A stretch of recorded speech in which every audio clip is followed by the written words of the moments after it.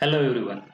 Today I am here to give some information about food packaging.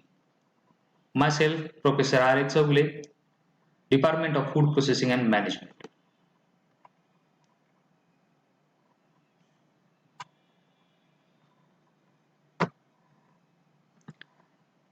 So we are going to discuss about food packaging. Let's get started with introduction. It can be considered as a combination of art and science and technology that is used in the transportation and selling of food. The basic need of food packaging is to be transportation and selling of food. The primary role of food packaging is to protect food products from the outside environment and from damage by abrasion, to contain the food and to provide consumer with the information about ingredient and nutrition. So here is a damage of food by the environment, and contain the food means to carry the food, and to provide consumer with the information about ingredient and nutrition means the packaging material have described the all necessary requirement or information about what that food have, how much calorie, how much fat, how much protein. The main requirement of food packaging is to maintain the safety, wholesomeness and quality of food. Definition of packaging. Packaging can be defined as a method to protect and contain foods with the aim of minimizing the environmental impact of our consumption, means our food product. The Packaging Institute International PII defines packaging as the enclosure of products, items, or packaging in a wrapped pouch, bag, box, cup, tray, can, tube, bottle, or other container from to perform one or more of the following functions: containment, protection, preservation, communication, utility, and performance. If the device or container performs one or more of these functions, it is considered as a package. Function. Packaging materials have the basic four function providing protection, communication, convenience and containment. Next function, traceability and temper indication are said to be the secondary function of increasing importance. Now we are going to brief with the functions. Protection. One of the main objectives of the packaging of food is to protect it against spoilage or deterioration due to physical damage, chemical changes or biological damages. So we have to protect food and increase the shelf life is a basic characteristic of food packaging. Communication. Any special instruction or information. As I said, every packed food have information about calories, fat, protein. If you have allergic to something, they have to describe on that also. Convenience, ease of access, handling and disposable, product visibility, resellability. Ease of access means to carry the food, handling and disposable. Disposable means you have to dispose that product after eating or after using, you have to dispose the packaging material. Product visibility. Visibility means we can see that product from outside of that packaging. Containment. Hold the contents and keep them secure until they are used. Traceability. Ability to track any food through all stages of production, processing and distribution. This is a very important point. We are food technologists, there is a note on every packed food, that is batch number and manufacturing date. Temper indication. Food tampering is the intentional contamination of a food product with intent to cause harm to the consumer or to a private company. Means someone has to tamper the food, he or she have to break that package. or packaging material. That's why we can came to know our food packaging material, our food package is tempered. There are several measures to detect tempering, including banding, spatial membrane, breakaway closures, special printing on bottle liners or composite cans, such as graphics or text that irreversibly changes upon opening, and spatial printing that cannot be easily duplicated. Packaging as a marketing tool. Packaging is an important tool for advertisement. Packaging protects the interest of consumers.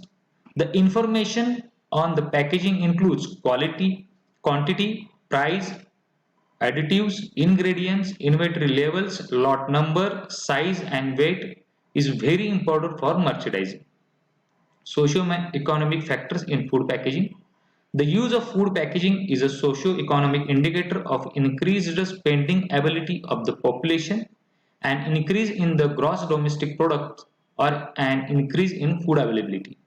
Packaging technology must balance food protection with other social and environmental issues, including energy and material cost, heightened social and environmental consciousness, and strict regulation on pollutants and disposal of municipal solid waste.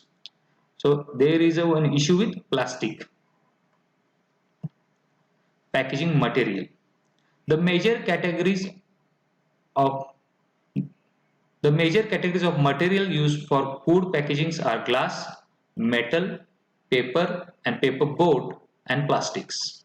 There are many multi-layer packaging materials containing either layers of different plastic or combination of plastics with paperboard, metal or glass. In many cases, a packaging material with two layers is chosen. Types of packaging material. Paper. Paper and paperboards are sheet materials produced from an interlaced network of cellulose fibers derived from wood by using sulfate and sulfite. The fibers are then pulped, bleached, and treated with chemicals and strengthening agent to produce the paper product. Now we are starting with types of paper. Craft paper. Craft paper is made using a process that involves pulverizing the wood pulp and blending the material into large sheets of strong brown wood filaments. It is an expensive option when it comes to paper products. The craft process includes the use of sulfates in the condition of the wood pulp, which also helps to add to the overall strength of the finished product. One of the most common uses of plain brown craft paper is in the manufacture of paper bags for use in grocery stores. Sulfite papers. Lighter and weaker than craft paper, sulfite paper is glazed to improve its appearance and to increase its weight strength and oil resistance. In the production process of sulfite paper, the wood pulp is treated with peroxide and hypochlorite and subjected to operations that yield a thick paper product. It can be coated for higher print quality and is also used in laminates with plastic or foil. It is used to make small bags and wrappers for packaging biscuits and confectionery. Greaseproof paper. Greaseproof paper is made by a process known as beating, in which the cellulose fibers undergo longer than normal hydration period that causes the fibers to break up and become gelatinous. These fine fibers thereafter packed densely to provide a surface that is resistant to oil but not to wet agents.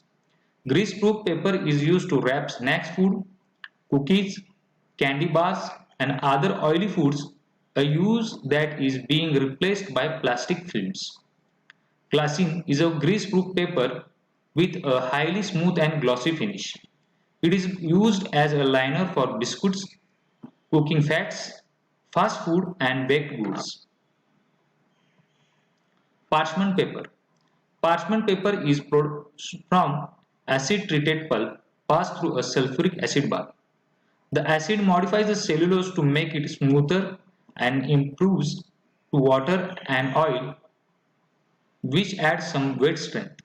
It does not provide a good barrier to air and moisture, is not heat sealable, and is used mostly to package bakery products with a high fat content. Paperboards. Paperboards is thicker than paper with a higher weight per unit area and is often made in multiple layers. It is commonly used to make containers for shipping, such as boxes, cartons, and trays, and is seldom used for direct food contact. There are several different types of paperboards, including whiteboards, solid boards, fiber boards, and chipboards. Glass. The production of glass containers involves heating a mixture of silica, the glass former, sodium carbonate, the melting agent, limestone or calcium carbonate, and alumina stabilizers to high temperature until the materials melt into a thick liquid mass, which is then transferred to molds. Advantages of glass. Glass possesses very good barrier properties, so it maintains product freshness for a long period of time without impairing the taste or flavor. Visibility of product, the ability to withstand high processing temperatures. Disadvantages, brittle, heavy and non-degradable. Plastics. Plastics are synthesized by condensation, addition or cross-linking polymerization of monomer units. In condensation polymerization, the polymer chain grows by condensation, a reaction between molecules, and is accompanied by the formation of water or alcohol. The thermal and mechanical properties can be partially modified in order to manufacture retortable packages with plastic that have a high melting point, or thermosealable packages making use of plastic with a low melting point and to develop very flexible structure, sachets or wrapping, semi-rigid structure, trays and tubes, and rigid structure, bottle, closures and tanks. Polymers can be classified into two types according to their behavior on heating: thermoplastic and thermosetting polymers. Thermoplastic polymers soften and melt on heating and solidify again on cooling. They are easily molded and extruded into films, fibers and packaging. Example including polyethylene, polypropylene and polyvinyl chloride. Thermosetting polymers, in contrast, become hardened on cooling, and these plastics retain their shape and cannot return to their original form.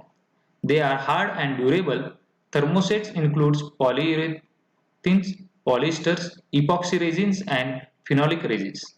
Thermoplastics are less rigid than thermosets. Types of plastics. Various types of polyesters, polyvinyl chloride, polyvinylaldehyde chloride, polyestyrene, polyamide, and ethylene vinyl alcohol. Polyolefins and polyesters are most common used for food packaging. Here for all, the remaining part we will continue in next lecture. Thank you.